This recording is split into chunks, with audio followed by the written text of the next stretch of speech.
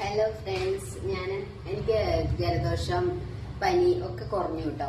എന്ന് വെച്ച് കഴിഞ്ഞാൽ ഫുള്ളൊന്നും പോയിട്ടില്ല, എങ്കിലും നല്ല ഭേദമുണ്ട്. ഞാൻ പറഞ്ഞില്ലേ കഴിഞ്ഞ ദിവസം എനിക്ക് ഭയങ്കര ബുദ്ധിമുട്ടായിരുന്നു, അതൊക്കെ മാറി എന്റെ സൗണ്ടൊക്കെ ക്ലിയർ ആയി തുടങ്ങി.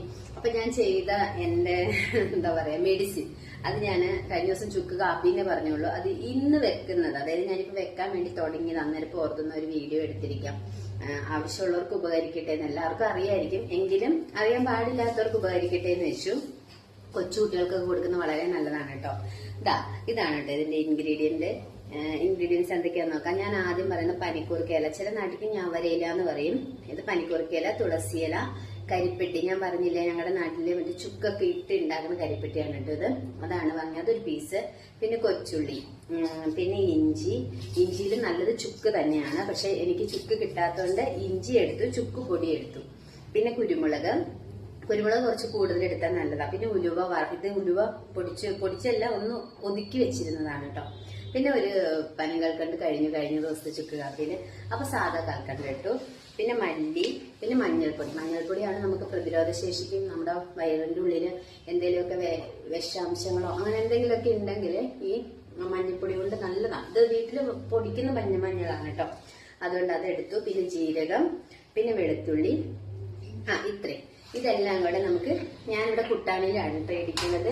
ഇത് വേണ്ട, കുട്ടാണി കഴുകി വെച്ചിരിക്കുകയാണ്. അപ്പൊ ഇതിലേക്ക് ഇട്ടിട്ട് ഇതെല്ലാം കൂടെ ഒന്ന് ഒതുക്കിയെടുക്കണം എന്ന് വെച്ച് കഴിഞ്ഞാല് നമ്മൾ പൊടിച്ചെടുക്കുന്നതിനോട് എനിക്ക് അത്ര ഇതില്ല. കാരണം ഇതൊക്കെ കാപ്പി ഇടുമ്പം അരിച്ചിട്ടാണ് എല്ലാരും കുടിക്കുന്നത്, പക്ഷെ ഞാൻ എങ്ങനെ വെച്ച് കഴിഞ്ഞാൽ അത് മെല്ലെ എടുത്തിട്ടാണ് കുടിക്കുന്നത്. പിന്നെ കുട്ടാണിയിൽ ഇട്ടിട്ട് ചതയ്ക്കാം, എല്ലാ സാധനങ്ങളും കുട്ടാണിയിൽ ചതച്ചിട്ട് ഞാൻ കാണിച്ചു തരാം കേട്ടോ. ചതച്ച് കഴിഞ്ഞിട്ട് കാണിക്കാൻ നല്ല ടൈം കുറച്ചെടുക്കും. എനിക്കൊന്ന് പ്ലേ ചെയ്യും കേട്ടോ, കാരണം എന്താ വെച്ചാൽ ചിലവര് വിചാരിക്കും ഞാൻ വലിയ മിക്സിയിലിട്ട് അരയ്ക്കണമല്ലോ, അതിന് വേണ്ടിയിട്ട് ഇടയിലൊന്ന് ഞാൻ പ്ലേ ചെയ്തതാണ് കേട്ടോ. കാരണം എന്താ വെച്ചാൽ ഇത് ഈ ഒതുക്കി, അതായത് ഇങ്ങനെ നല്ല ചതച്ചെടുക്കുമ്പോഴാണ് ഇതിനൊരു കിടന്നിട്ട് ഇനി കുറച്ചു നേരം കിടന്ന് തിളയ്ക്കണം.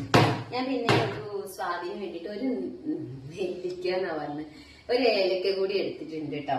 അതൊരു ഇതെല്ലാം കൂടി ഇനി ഇതിന്റെ കൂടുതൽ കാപ്പിപ്പൊടി ചേർക്കും കേട്ടോ, കാരണം ഈ കൽക്കണ്ടവും കരിപ്പെട്ടിയും ഒന്നും ചതയ്ക്കണ്ട.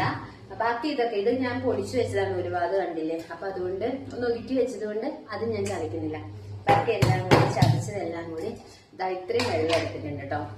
ഇതെന്ന് വെച്ച് കഴിഞ്ഞാൽ 2.5 ഗ്ലാസ് വെള്ളമാണ്. അപ്പൊ ഇത് 2.5 ഗ്ലാസ്, ഒരു 2 ഗ്ലാസോളം നമുക്ക് മതിയാവും. ഒരു 1/2 ഗ്ലാസ് പറ്റിക്കോട്ടെ. ഇല്ലെങ്കിൽ എങ്ങനെയാന്ന് വെച്ച് കഴിഞ്ഞാല് ഒരു 3 ഗ്ലാസ് വെള്ളം